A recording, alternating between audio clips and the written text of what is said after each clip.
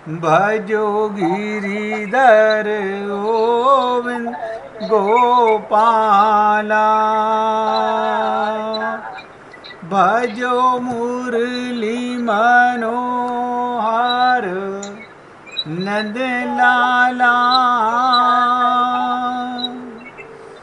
भजो मुरली मनोहर नंद लाला।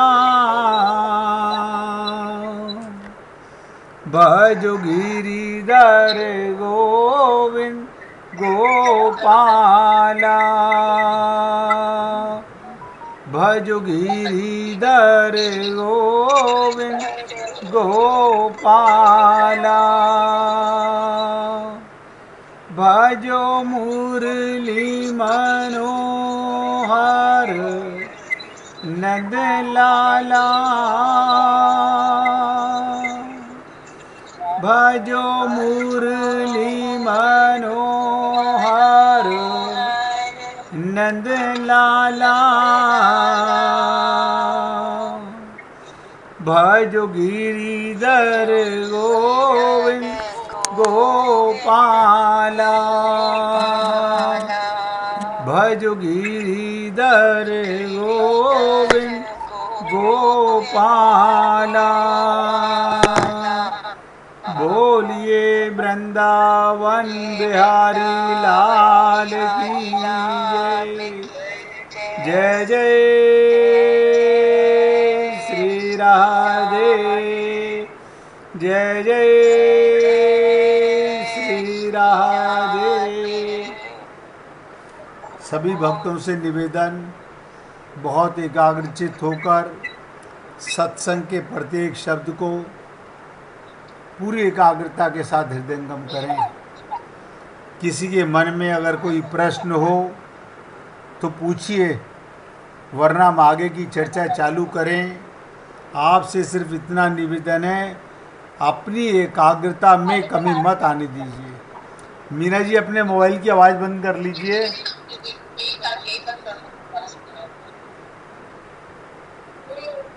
मीना जी, आपके मोबाइल की आवाज़ खुली हुई है, आवाज़ बंद कर लीजिए। तो देखिए, कल आपके साथ आधा घंटा लाइव रह कर के, हाँ पूछिए राजकुमार जी, पहले आप पूछिए।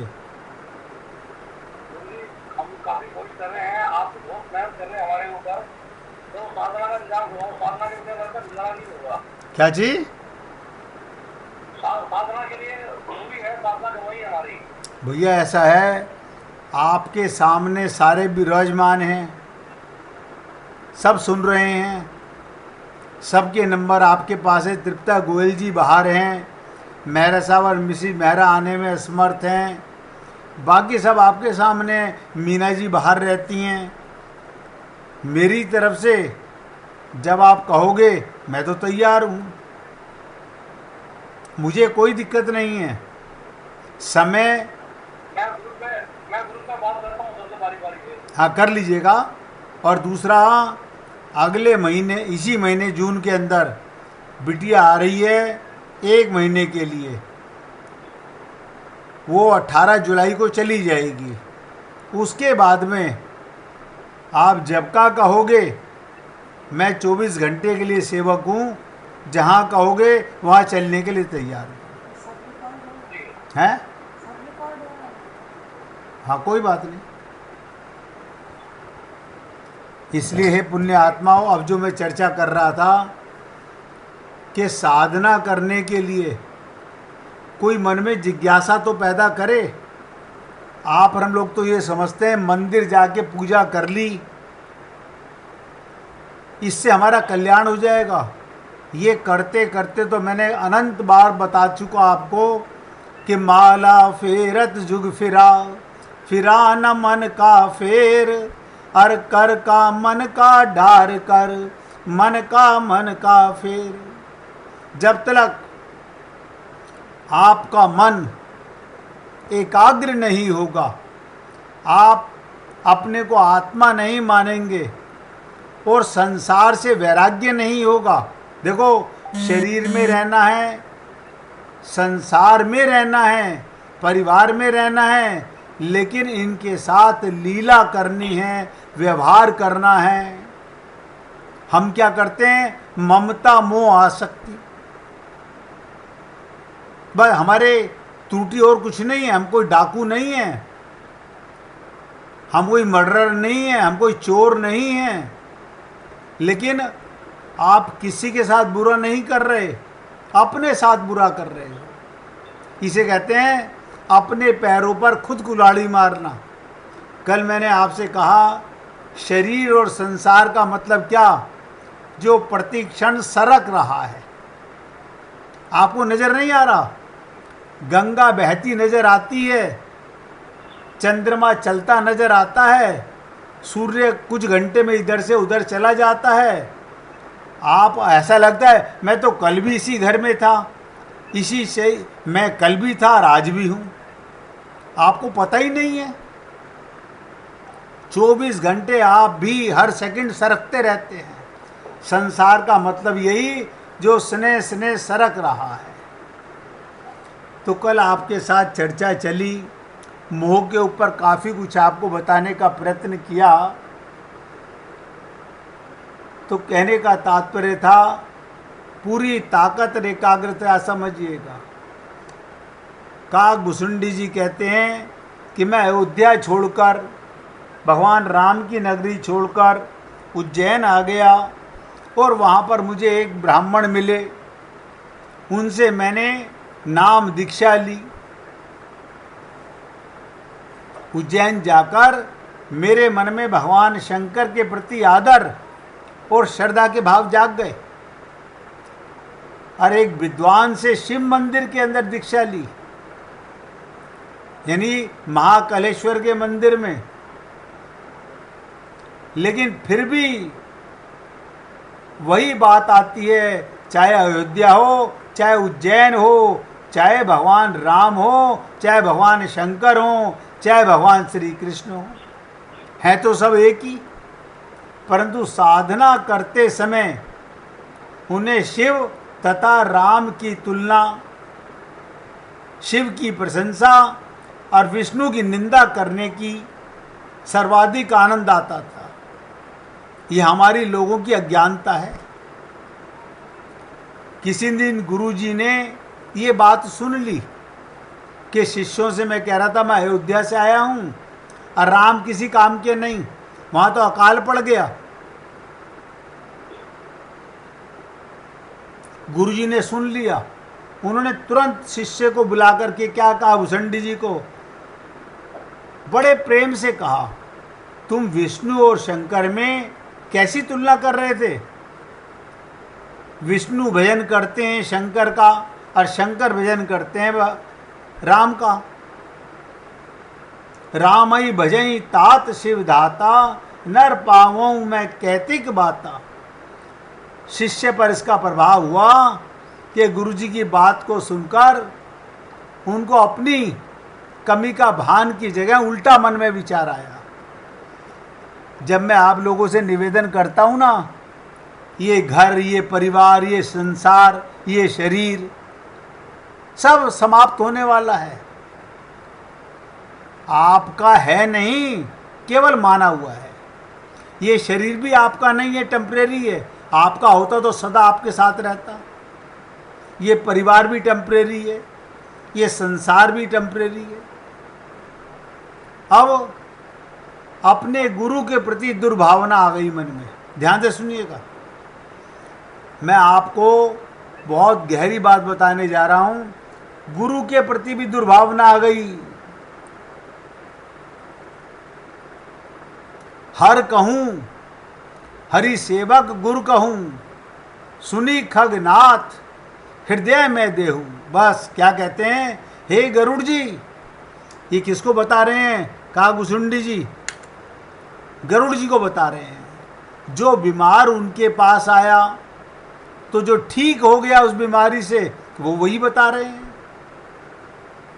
आप अपने आप सोच के देखो, हमारे में रोग कौन से हैं? तो गरुड़ जी से क्या बोले कि गुरुदेव की बात सुनकर मेरा हृदय जलने लगा। जब मैं आप लोगों से कहता हूं ना मोह के लिए, ममता आसक्ति के लिए आपको भी अंदर हो सकता है जलन भी महसूस होती है। और क्या लगा ये किस काम के गुरु हैं, मैंने व्यर्थ इनसे दीक्षा ले ली। बताइए, उज्जैन में जाकर शंकर भगवान के मंदिर में दीक्षा लेकर, और गुरु ने क्या कहा, सिर्फ इतना ही कहा कि कोई भेद नहीं है, जितनी निष्ठा विश्वास शंकर जी के प्रति मेरे मन में है, इनमें तो उतना भी नहीं है, यानी गुरु में उतना भी नहीं है, ये तो बड़े दुर्लभ हृदय के हैं। बताइए, अपने गुरु को दुर्लभ हृदय का मानने लगा। हरि और शंकर को एक बता रहे हैं, इनकी निष्ठा तो बड़ी हीन है।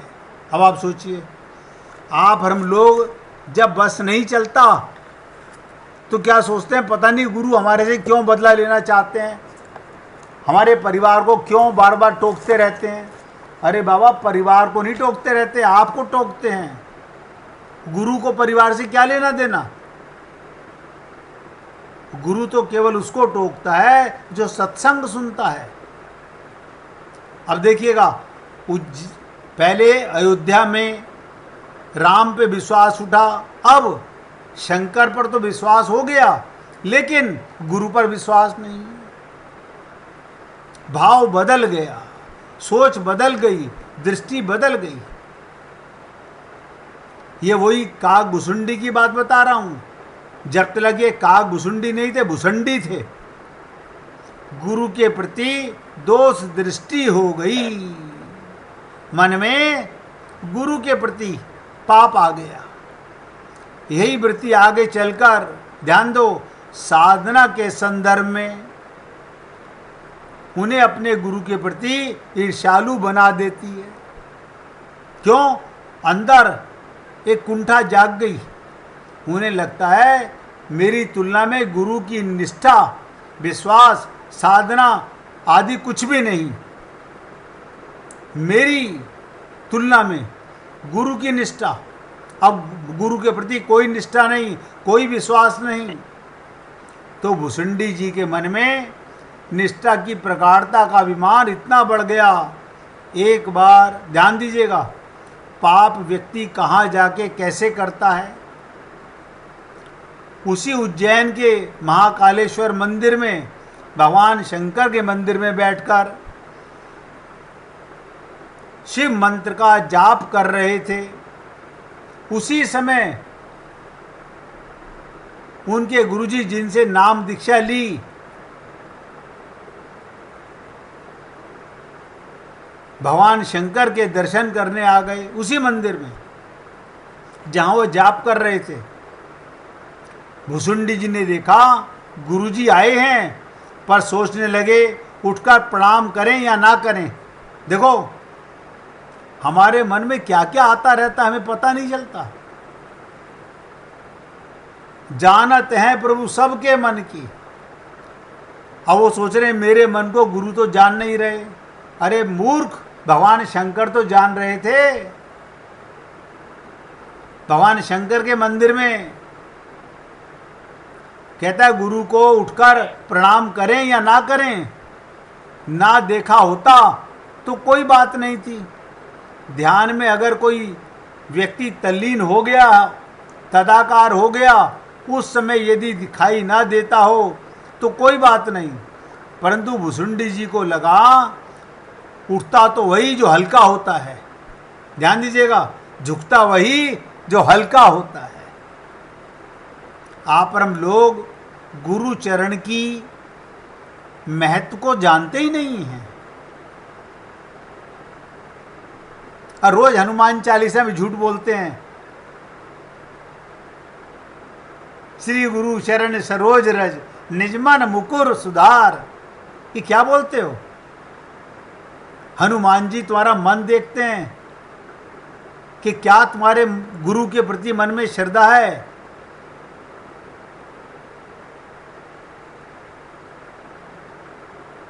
तो भुसुंडी जी को लगा उठता तो वही है जो हल्का होता है। हम कोई कमजोर हैं, हम नहीं उठेंगे।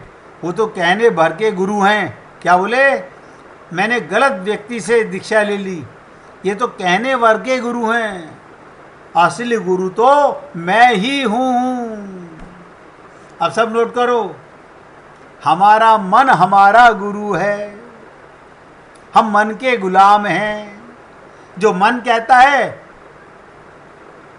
अब बुद्धि कहती है, हम वही करते हैं। और गुरु से कहते हैं हम आपकी शरणागति में हैं। मन बुद्धि गुरु को दिया नहीं, मन हमारा गुरु। जो बुद्धि कहती है, डिसीजन लेती है, वो मैं करता हूं, और गुरु से झूठ बोलता रहता हूं। तो भुसुंडी जी को लगा उठता तो वही जो हल्का होता है, और कहने भर के गुरु हैं, असली गुरु तो मैं ही हूं। अब मैं बैठा रहूं।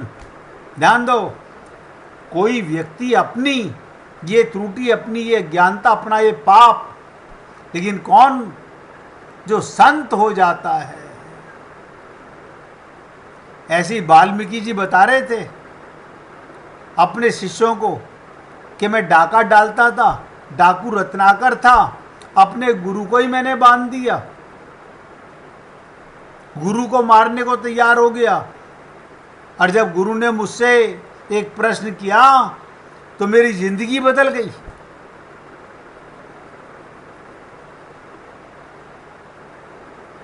तो क्या मन में आया? असली गुरु तो मैं ही हूं। मैं बैठा रहूं और ये खड़े रहें, तभी ठीक होगा। भुसुंडी जी ने अपनी आत्मकथा सुनाते हुए कहा। आप सोचिए, हम तो गुरु से भी झूठ बोलते हैं, मन में कुछ बोलते कुछ है, मन में दुर्भावना। नहीं, हम आपकी बात पूरी मानते हैं। कितनी मानते हो ये आप जानते हो, और आपका परमात्मा जानता होगा। तो भुसुंडी जी ने अपनी आत्मकथा में सुनाते हुए कहा गरुड़ जी से, एक बार हर मंदिर जपत रहो शिव नाम, गुरु आयऊ अभिमानते उठी नहीं कीन प्रणाम, सो दयाल नहीं कहऊ कछु उर न रोष लवलेश, अति अग गुरु अपमानता सही न सकी सहे महेश। बस मेरे इस गुरु के अपमान को भगवान शंकर नहीं बर्दाश्त कर सके। अब आप सोच के सोचिएगा, गुरु अपनाने से पहले सोचिएगा।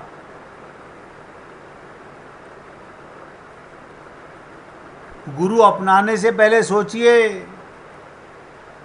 भगवान अपमान तो सह लेते हैं, गुरु का अपमान किसी कीमत पर नहीं सहते। तो क्या बोले? भगवान शंकर को अच्छा नहीं लगा। बड़ी विचित्र बात हो गई। गुरु के द्वारा शिष्य का दोष ना देखना स्वभाव की कोमलता का परिचायक, परंतु जो कार्य गुरु ने नहीं किया वो शंकर भगवान ने कर दिया। भगवान बर्दाश्त नहीं करते।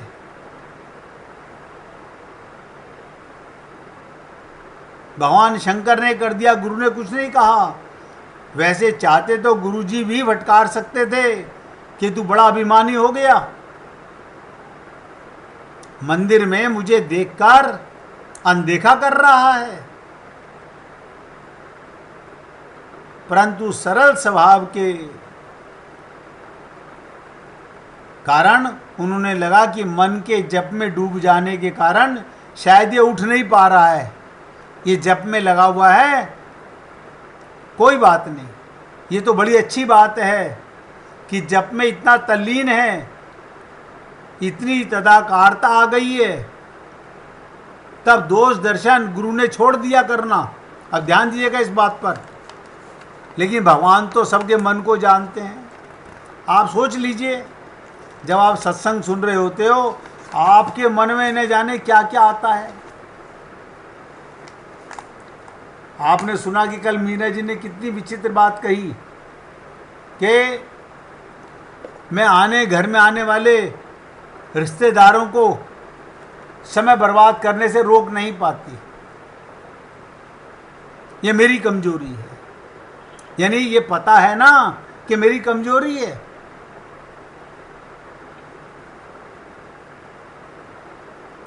अब बताओ, भगवान शंकर को बर्दाश्त नहीं हुआ। भगवान का जो नाम मनोरोगों को दूर करने वाला, ध्यान दीजिएगा, भगवान का जो नाम, गुरु से जो गुरु मंत्र लिया, भगवान का ही तो नाम है। गुरु क्या देगा? अपना नाम तो देगा नहीं। गुरु तो सदा ही भगवान का नाम देगा। तो भगवान का नाम मनोरोगों को, मन के रोगों को दूर करने वाला सबसे दिव्य औषधि है। वही उसके जीवन में अभिमान रूपी मनोरोग का वर्धक बन गया, यानी मन में और रोग आ गया, अभिमानी बन गया। जब भुसुंडी जी के अंतःकरण में अहम की वृद्धि हुई, अहंकार की वृद्धि हुई। बुरा मत मानिएगा, सुनते सुनते आप अपने मन में झांकते भी रहिए, कहीं हमने भी तो अपने गुरु के प्रति कभी ऐसी दुर्भावना नहीं की है। कारण क्या है? या तो गुरु की बात 100% मानते नहीं, सुनते तो हैं, और सुनते भी कितनी एकाग्रता से हैं वो आप सब जानते हो, मेरे बताने की भी जरूरत नहीं है। जब मैं अगले दिन पूछता हूं तो सफा हो जाता है, सब सुना हुआ भूल जाते हैं। तो गुरुजी ने तो क्षमा कर दिया, पर त्रिभुवन गुरु भगवान शंकर कौन है? तीनों लोकों के गुरु हैं। भगवान शंकर ने वेद की भूमिका स्वीकार कर ली। तूने इस गुरु का अपमान तो कर दिया, लेकिन मैं तो तीनों लोकों का गुरु हूं। मानस में शंकर जी का नामकरण किया गया, रामचरितमानस में ही। कभी आप लोगों ने ध्यान दिया हो तो क्या नामकरण किया गया शंकर जी का? तुम त्रिभुवन गुरु वेद बखाना। ये वेदों में कहा गया, रामचरितमानस में आया। पता नहीं आप कैसे पढ़ते हो रामचरितमानस। तुम त्रिभुवन गुरु वेद बखाना, आन जीव पावर का जाना। भगवान शंकर त्रिभुवन गुरु हैं।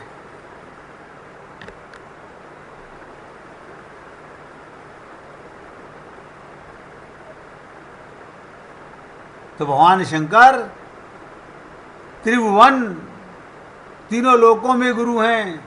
इसका अभिप्राय ये, गुरु के रूप में कोई संत अपने कोमल स्वभाव के कारण शिष्यों को दोष दर्शन भले ही ना करे, किंतु त्रिभुवन गुरु भगवान शंकर भुसुंडी की निष्ठा और साधना की आड़ के में छिपे उनके अभिमान को देखकर भगवान शंकर ने फटकारते हुए क्या कहा?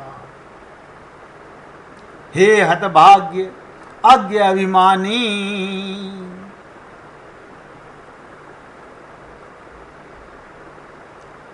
क्या कहते हैं?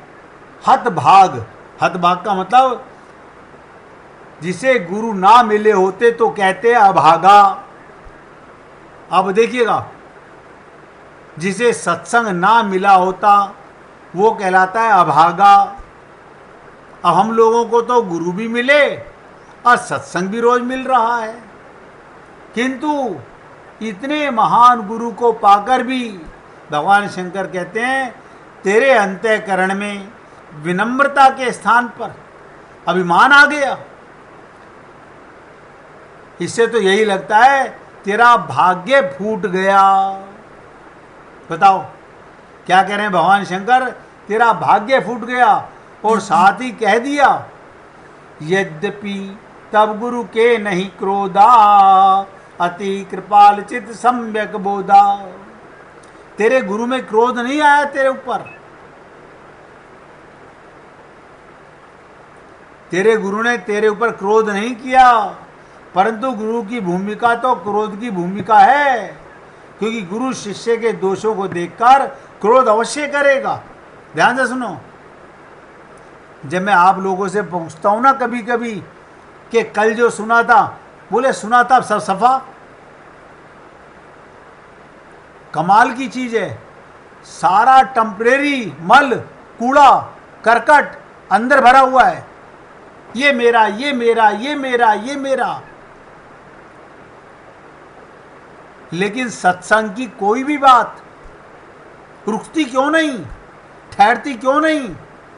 क्योंकि अंतःकरण मलिन है। जब मैं बोलता हूं तो सोचते हैं पता नहीं किसका मलिन। हम तो रोज सफाई करते हैं, हम तो रोज सुबह नहा के मंदिर जाते हैं, हम तो रोज अपने ड्राइंग रूम में अपने बेडरूम में पोंछा लगाते हैं, सफाई करते हैं। अंतःकरण का पता ही नहीं है, मन की मलिनता का नहीं पता हम लोगों को। क्यों? बता देता हूं। मन में रहती दुनियादारी, सारी दुनिया का पता है, एक एक का पता है, अपना पता नहीं, अपने का पता नहीं। देखो विचित्र चीज, अपना पता नहीं, अपने का पता नहीं। कमाल की चीज है। अपना पता नहीं, सारे जग की खबर है हमारे को। आपसे कोई भी पूछे आपके कितने रिश्तेदार कहां कहां रहते हैं, बता दूं सब शहरों में कौन कौन रहता है। बंबई में बताऊं, कैलकाटा में बताऊं, दिल्ली में बताऊं, कहां कहां बताऊं? आप नोट करते जाओ। बताओ, सारी रामायण, सारी भागवत, संसार की तुम्हें याद है। यही तो मैं कहता हूं, अंतःकरण मलिन है, गंदा मन है, चित्त में संसार भरा हुआ है, तो प्रेम मिलेगा कहां से? तो भगवान शंकर को गुस्सा आ गया और उन्होंने कहा गुरु का काम तो क्रोध करना है। इतने महान गुरु को पाकर तेरे अंतःकरण से विनम्रता के स्थान पर अभिमान आ गया। इससे तो यही लगता है तेरा भाग्य ही फूट गया। और भगवान शंकर ने रामचरितमानस में आप सब पढ़ चुके होंगे। हाँ, ये याद मैं मानता हूं, कभी इस ध्यान से सुना नहीं होगा, समझा भी नहीं होगा कि यद्यपि तब गुरु के नहीं क्रोधा, अति कृपाल चित सम्यक बोधा। क्या कहते हैं? यद्यपि गुरु ने क्रोध नहीं किया, परंतु गुरु की भूमिका तो क्रोध की भूमिका है। गुरु तो वैद्य के बराबर काम करता है। आपको चाटा मारे, आपको डंडा मारे, आपको सजा दे, निकाल दे, ये अधिकार है उसको। क्यों? आपका अंतःकरण शुद्ध करना चाहता है। अब भगवान शंकर कह रहे हैं तेरे गुरु में अभिमान नहीं,